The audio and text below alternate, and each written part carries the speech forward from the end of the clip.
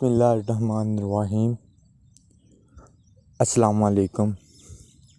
आज मैं आप भाइयों से अपने आईएसबी के इंटरव्यू का एक्सपीरियंस शेयर करूंगा कि जब मैं आईएसबी का इंटरव्यू देने गया तो मुझसे उन्होंने क्या क्वेश्चन किए, तो वो मैं सब क्वेश्चन आपको इस वीडियो में बताऊंगा। उससे पहले अगर आपने इस वीडियो को लाइक शेयर और सब्सक्राइब नहीं किया तो काइंडली इस वीडियो को लाइक शेयर और सब्सक्राइब ज़रूर कीजिएगा और मुझे कमेंट में ज़रूर बताइएगा कि आपको ये वीडियो कैसी लगी। तो चलते हैं हम अपनी वीडियो की जानिब। बेसिकली जब आप इंटरव्यू देने जाएंगे, जैसा कि आपको पता है कि कोरोना की सूरत हाल चल रही है, तो आप मास्क पहन के, ग्लव्स पहन के अपनी पूरी हिफाजत के साथ इंटरव्यू देने जाएंगे। आप जब इंटरव्यू देने जाएंगे, डिप्टी के कमरे के बाहर खड़े होंगे ना, तो जब आपको बेल दी जाएगी तो आप दरवाज़े को नॉक करके आप अंदर दाखिल होंगे। अंदर दाखिल होते ही आप चेयर के साथ खड़े होकर अस्सलाम वालेकुम बोलेंगे, क्योंकि सब भाइयों को पता है कि कोरोना की सूरत हाल चल रही है, हाथ मिलाना तो जायज़ नहीं है, रोका हुआ है हाथ मिलाने से। तो अस्सलाम वालेकुम कहेंगे, वो आपके डिप्टी आपके इस्लाम का जवाब देगा और आपको कहेगा बेटा बैठ जाएं। आप बेटा बैठेंगे। तकरीबन ये 10 से 12 फुट के फासले, तकरीबन 10 फुट तो फासला होता है डिप्टी के और कैंडिडेट के दरमियान, कोरोना की वजह से। कमरे की एक दीवार के साथ डिप्टी बैठा होता है, कमरे की दूसरी दीवार के साथ कैंडिडेट बैठा होता है। डिप्टी ने भी मास्क पहना होता है और कैंडिडेट ने भी मास्क पहना होता है। तो जब डिप्टी आपको कहता है बेटा इंट्रोड्यूस योर सेल्फ, अपना तारुफ करवाएं, तो आपने अपना तारुफ करवाना होता है, अपना नाम, अपने फादर साहब का नाम, आपने मैट्रिक कहाँ से की है, कितने नंबर लिए हैं, उसकी परसेंटेज, उसका रोल नंबर, आपने एफएससी कहाँ से की है, उसके नंबर, उसका रोल नंबर और कितने परसेंटेज से की है। उसके बाद वो फिर आपके फादर साहब के बारे में पूछेगा कि आपके फादर साहब क्या काम करते हैं, उनका क्या पेशा है। तो आप अपने फादर साहब के बारे में बताएंगे कि मेरे फादर साहब ये काम करते हैं। उसके बाद फिर आपसे वो कुछ क्वेश्चन पूछना शुरू करेगा। मेरे से उसने जो सबसे पहले क्वेश्चन पूछा था अपना इंट्रोड्यूस और फादर साहब के पेशे के बारे में जानने के बाद, उसने जो मेरा सबसे पहले क्वेश्चन पूछा था, कहता था बेटा अगर 2 दर्जन अंडों की कीमत 60 रुपये हो तो 1 दर्जन अंडे की कीमत कितनी बनेगी। तो मैंने थोड़ा सोचने के बाद बताया, सर जी एक अंडे की कीमत, अगर 2 दर्जन अंडों की कीमत 60 रुपये हो तो एक अंडे की कीमत 2.5 रुपये बनेगी। उसने कहा बेटा गुड। वो कहता फिर वो आपसे कुछ जनरल नॉलेज के क्वेश्चन पूछेगा कि हमारा वज़ीर इत्तलात कौन है, वज़ीर आला कौन है, पंजाब का वज़ीर आला कौन है, पंजाब का वज़ीर असम्बली कौन है, इस तरह क्वेश्चन पूछेगा। फिर वो पूछेगा पाकिस्तान के ईस्ट में क्या है, पाकिस्तान के वेस्ट में क्या है, पाकिस्तान के नॉर्थ में क्या है, साउथ में क्या है, इंडिया के नॉर्थ साउथ में क्या है, ईस्ट वेस्ट में क्या है, इस तरह के फिर वो जनरल नॉलेज के क्वेश्चन पूछेगा। जनरल नॉलेज के क्वेश्चन पूछने के बाद वो फिर आपसे आपकी जीएफ के बारे में पूछेगा कि बेटा आपकी जीएफ है, अगर आपकी जीएफ है तो आप बता दें, अगर नहीं है तो कह दें नहीं सर। अगर आपने कह दिया कि जी सर जी हमारी जीएफ है, तो फिर वो आपसे पूछेगा कि आप जीएफ आपकी कब बनी, आप कहाँ मिले उससे, कैसे बनी। वो फिर आपसे उसकी पूरी स्टोरी के बारे में पूछेगा। अगर आपकी जीएफ नहीं है तो आप सिंपल कह दें सॉरी सर मेरी जीएफ नहीं है। तो फिर आपसे वो एचपी के बारे में पूछेगा, कभी आपने एचपी की है, तो आपने अगर की है एचपी तो आप बता दें। भी आपने जवाब सिंपल सादा सच्चे देने हैं, न्यूट्रल जो आप हैं आपने वही जवाब देने हैं, झूठ नहीं बोलना। अगर आपने एचपी की है तो फिर वो आपसे बीपी के बारे में पूछेगा। अब देखो बीपी के क्वेश्चन वो 2 तरह से करता है। एक वो कहता है बीपी क्या होता है, एक वो क्वेश्चन पूछता है बीपी क्या होती है।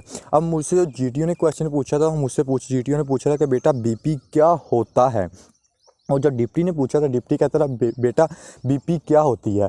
अब जब आपने क्वेश्चन पे गौर करना है, आपने क्वेश्चन को तवज्जो से सुनना है कि बीपी क्या होता है पूछता है या बीपी क्या होती है। अगर वो पूछे बीपी क्या होता है तो बीपी होता है ब्लड प्रेशर। बीपी क्या होता है, तो अगर वो सिंपल पूछे कि बेटा बीपी क्या होती है, कभी आपने देखी है, तो वो तो सब भाइयों को पता है कि बीपी ब्लू प्रिंट होती है। तो अगर आपने देखे हैं तो आप बता दें कि जी सर जी हमने देखे हैं। तो फिर पूछेगा बेटा आपने कब देखे थे, कितनी देर पहले देखे थे, तो फिर आप बता दें। तो फिर वो सबसे अहम क्वेश्चन जो तकरीबन सबसे करते हैं वो ये क्वेश्चन होता है कि बेटा आपने झूठ बोला था। तो काइंडली तकरीबन सब भी कैंडिडेट झूठ बोलते हैं, लेकिन बहुत से, मैं सबको तो नहीं कह रहा, बहुत से कैंडिडेट अच्छे भी होते हैं जो नहीं झूठ बोलते। अगर आपने झूठ बोला है, बोलते हैं, तो आप बता दें। तो अगर आप झूठ नहीं बोलते तो आप कह दें कि सर जी नहीं, मैं झूठ नहीं बोलता। अगर आपने झूठ बोला है तो फिर पूछेगा आपने आज से कितने दिन पहले झूठ बोला था। उसके बाद वो आपसे पूछेगा आपने कभी चीटिंग की है, तो चीटिंग के बारे में पूछेगा। चीटिंग के बारे में पूछने के बाद फिर वो आपसे पूछेगा कि बेटा आपने आईएसएसबी की तैयारी कहाँ से की है, क्या आपने कोई एकेडमी वगैरह रखी हुई थी या कैसे तैयारी की है। तो आप एकेडमी के बारे में तो उधर बताना नहीं है, चाहे जो भी हो, कि आपने एकेडमी रखी थी या नहीं रखी है, आपने उधर जवाब नाम ही देना है। तो कह दें कि सर जी हमने तैयारी यूट्यूब से की थी, यूट्यूब से थोड़ी सी वीडियो देखी थी। उसके बाद डिप्टी फिर पूछेगा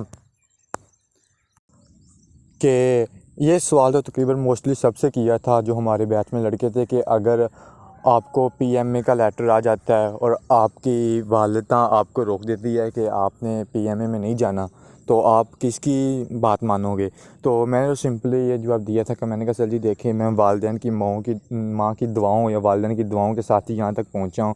उनकी ख्वाहिश है कि मैं आर्मी में जाऊँ, तो वो मुझे कभी भी नहीं रोकेंगे।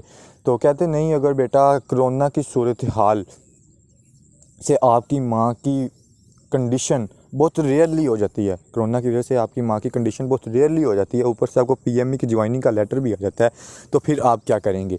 तो वो सिंपली आप अपने माइंड के मुताबिक जवाब देंगे कि आप अपनी माँ की बात मानेंगे, तो कि आप पीएमई में जाएंगे।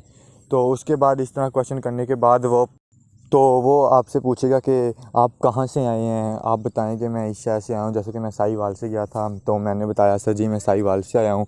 तो उन्होंने कहा था कि आप साहिवाल से आए हैं, साहिवाल किस चीज़ से मशहूर है, जिस चीज़ से मशहूर है। तो मैंने फिर बताया था, मैंने कहा सर जी साहिवाल अपनी साहिवाल गाय की वजह से ज़्यादा मशहूर है। तो फिर उन्होंने कहा था अच्छा साहिवाल गाय की वजह से मशहूर है, तो आप जिस सिटी से हो ना उसके मुताबिक से सर्च करके जाइएगा कि वो किस चीज़ से ज़्यादा मशहूर है, किस नाम की वजह से ज़्यादा मशहूर है। तो सबसे जो अहम क्वेश्चन होते हैं ना, वो सबसे पहले जो आपकी पर्सनैलिटी के बारे में पूछना है, आपकी बेहतरीन पर्सनैलिटी कौन सी है। तो आपको गुस्सा किस बात पे आता है, जो आपने पहले दिन फॉर्म फिल किए होंगे ना, उस पर जो आपने अपनी बेहतरीन पर्सनैलिटी लिखी होगी ना, आपने जब वो इंटरव्यू में पूछेगा तब भी वही बतानी है। आपकी हॉबीज़, आपकी हॉबीज़ के बारे में पूछेगा, जो आपने उधर हॉबीज़ लिखी हैं, आपने जो पहले फॉर्म में खूबियाँ लिखी थी, खामियाँ लिखी थी, उनके बारे में पूछेगा। तो जो आपने बेसिकली पहले दिन जो फॉर्म आप पे फिल करवाएंगे, जो आपने उधर खूबियाँ अपनी खामियाँ लिखी थी, तो आपने बेसिकली वही बतानी हैं। अब कुछ लड़के होते हैं जो बेहतर पर्सनैलिटी लिख देते हैं। मैं मिसाल के तौर पर एग्जांपल देता हूँ कि उधर फार्म पे आप डिप्टी ने पूछा, मेरे से पूछा कि आपकी बेहतरीन पर्सनैलिटी कौन सी है। तो मैं बता दूँ, एग्जांपल के तौर पर मैं बता दूँ, मेरी बेहतर पर्सनैलिटी शाद फरीदी है।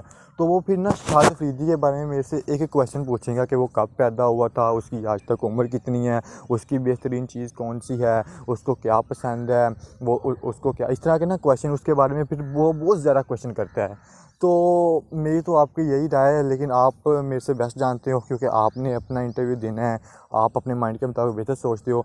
तो ज़्यादातर तो ना हमें अपनी बेहतरीन पर्सनैलिटी अपने फादर साहब को बता देना चाहिए कि हमारी बेहतरीन पर्सनैलिटी है ना, जो वो मेरे वालिद साहब हैं। तो मैंने भी मैंने लिखी थी, तो मैंने ये लिखी थी कि मेरी बेहतरीन पर्सनैलिटी मेरे फादर साहब हैं।